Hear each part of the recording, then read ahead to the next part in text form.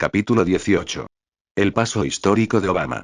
El restablecimiento de lazos diplomáticos entre Estados Unidos y Cuba ha sido ampliamente alabado como un hecho de importancia histórica. El corresponsal John Lee Anderson, que escribe sobre esa región con gran perspicacia, resume la reacción generalizada entre intelectuales liberales cuando escribe, en The New Yorker. Barack Obama ha mostrado que puede actuar como un estadista de peso histórico. Y, en este momento, también lo ha hecho Raúl Castro. Para los cubanos este momento será una catarsis emocional y una transformación histórica. Sus relaciones con el rico y poderoso vecino del norte han permanecido congeladas desde la década de 1960. 50 años. Sus destinos también se han congelado hasta lo surrealista. Para los estadounidenses también es importante. La paz con Cuba nos lleva momentáneamente atrás, a aquella época dorada en la que Estados Unidos era una nación amada en todo el mundo, cuando un joven y atractivo John Fitzgerald Kennedy ocupaba la presidencia antes de Vietnam, antes de Allende, antes de Irak y todas las demás desgracias, y nos permite sentirnos orgullosos de nosotros mismos por haber actuado por fin de la forma de vida. El pasado no es tan idílico como se retrató en la machacona imagen de Camelot. Kennedy no fue antes de Vietnam. Ni siquiera antes de Allende e Irak, pero dejemos eso de lado.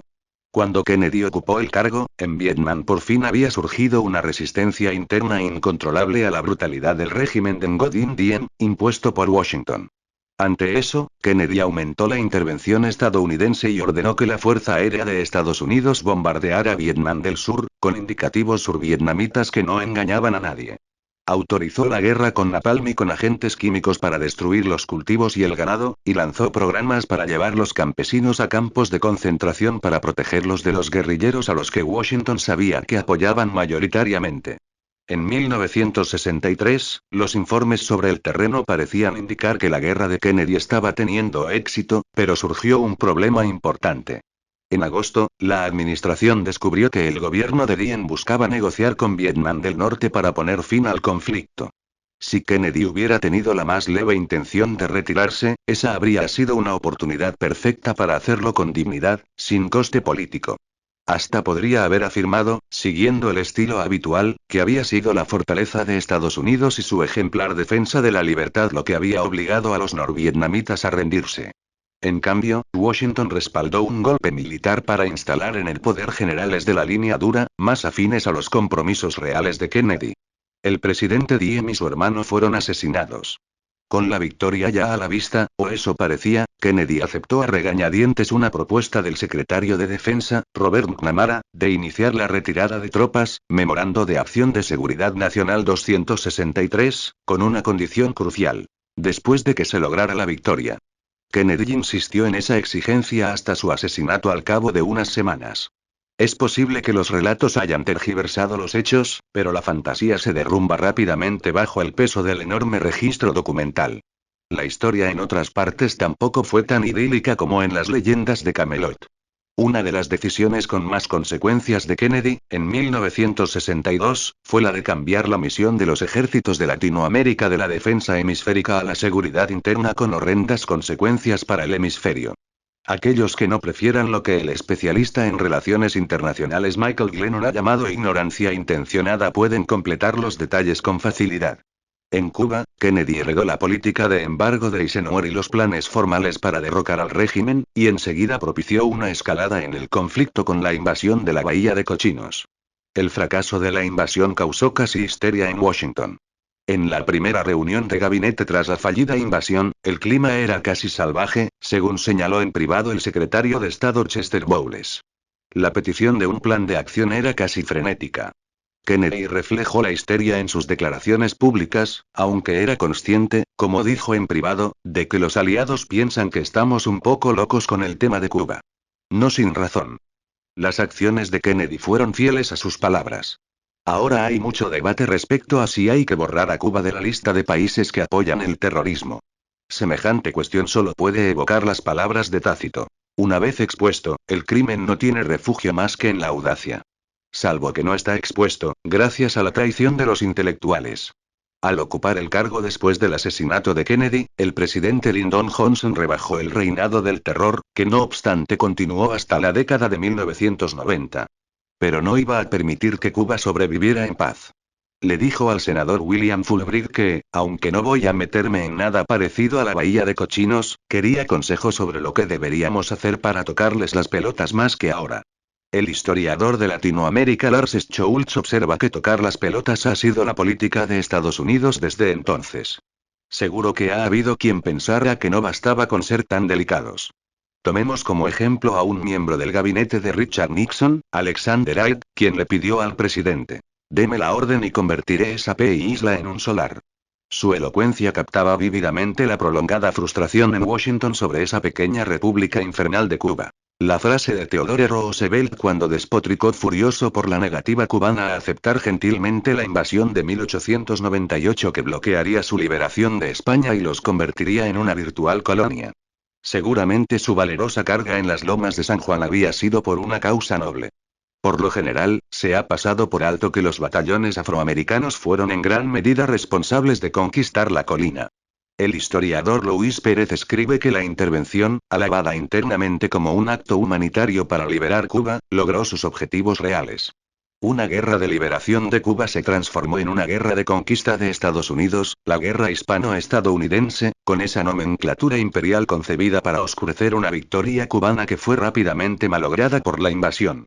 El resultado alivió las ansiedades de Washington sobre lo que era anatema para todos los estrategas políticos norteamericanos desde Thomas Jefferson: la independencia de Cuba. ¿Cómo han cambiado las cosas en 2 siglos? Ha habido intentos de mejorar las relaciones en los últimos 50 años, analizadas en detalle por William Leogrande y Peter Kornblumenbach en el To Cuba. Puede debatirse si debemos sentirnos orgullosos de nosotros mismos por los pasos que ha dado Obama, pero ha actuado como tenía que hacerlo, aunque el apabullante bloqueo sigue en su sitio, desafiado por todo el mundo, excepto Israel, y el turismo de estadounidenses continúa prohibido en el momento en que se escribe este libro. En el discurso que le dio a la nación para anunciar la nueva política respecto a Cuba, el presidente dejó claro que, en otros aspectos, el castigo por no plegarse a la voluntad y la violencia de Estados Unidos continuarían, y repitió pretextos que son demasiado ridículos para comentarlos. Dignas de atención, no obstante, son estas palabras del presidente. Estados Unidos ha apoyado con orgullo la democracia y los derechos humanos en Cuba a lo largo de estas 5 décadas. Lo hemos hecho, principalmente, mediante políticas que buscan aislar la isla, impidiendo el viaje y comercio más básicos que los estadounidenses pueden disfrutar en cualquier otro lugar. Y aunque esta política ha estado arraigada en las mejores intenciones, ninguna otra nación se une a nosotros para aplicar esas sanciones, por lo que han tenido poco efecto más allá de proporcionar al gobierno cubano razones para imponer restricciones a su pueblo y... Hoy estoy siendo sincero con vosotros.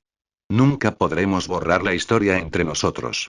Hay que admirar la asombrosa audacia de esta declaración, que una vez más recuerda las palabras de Tácito.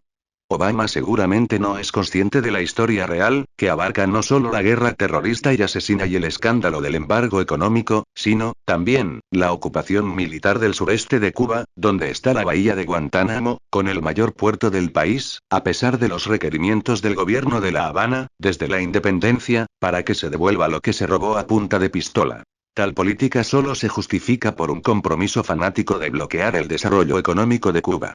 En comparación, la toma ilegal de Crimea por parte de Putin parece casi benigna.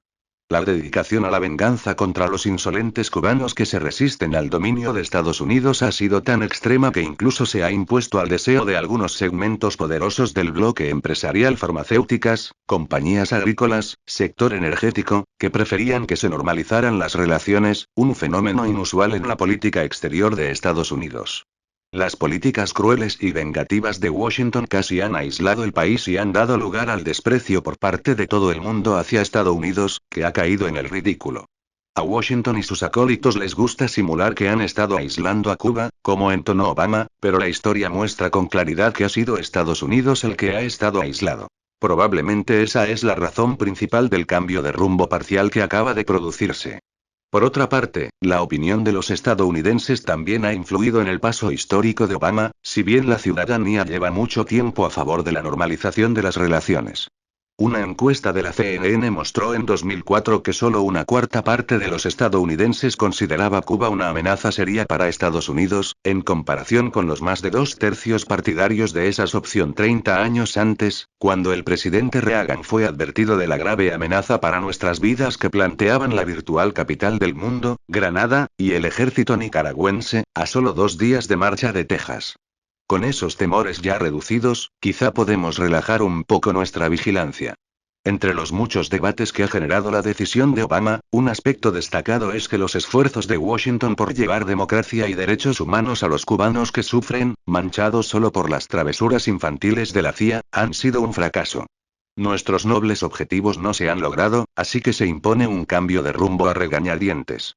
Las políticas fueron un fracaso. Eso depende de cuál fuera el objetivo. La respuesta está bastante clara en el registro documental.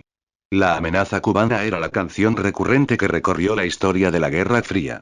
Cuando llegó Kennedy lo dejó claro. La preocupación principal era que Cuba podía ser un virus que extendería el contagio. Como observa el historiador Thomas Patterson, Cuba, como símbolo y realidad, desafió la hegemonía de Estados Unidos en Latinoamérica. La forma de tratar con un virus es matarlo y vacunar a las víctimas potenciales. Esa política sensata es justo lo que perseguía Washington, con mucho éxito. Cuba ha sobrevivido, pero sin la capacidad de lograr su temido potencial. Mientras tanto, la región fue inoculada con brutales dictaduras militares, empezando con el golpe militar instigado por Kennedy que estableció un régimen de terror y tortura en Brasil poco después del asesinato de Kennedy. Los generales habían llevado a cabo una rebelión democrática, según telegrafió el embajador Lincoln Gordon. La revolución fue una gran victoria para el mundo libre que impidió la pérdida total para Occidente de todas las repúblicas sudamericanas y debería crear un clima muy favorable a las inversiones privadas. Esta revolución democrática fue la victoria más decisiva de la libertad a mediados del siglo XX, sostuvo Gordon, uno de los mayores puntos de inflexión en la historia del mundo de aquel período, que eliminó lo que Washington veía como un clon de Castro. Y lo mismo puede decirse de la guerra de Vietnam, también considerada un fracaso y una derrota. Vietnam en sí no tenía particular interés, pero, como reflejan los archivos, a Washington le preocupaba que el éxito de un movimiento independiente extendiera el contagio en la región.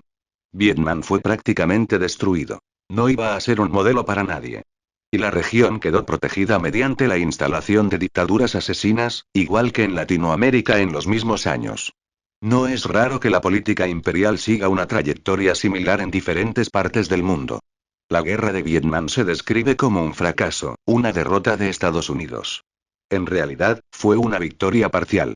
Estados Unidos no logró su objetivo máximo de convertir Vietnam en unas Filipinas, pero las preocupaciones principales se superaron, igual que en el caso de Cuba. Esos resultados, por lo tanto, cuentan como derrota, fracaso, decisiones terribles. Es maravilloso contemplar la mentalidad imperial.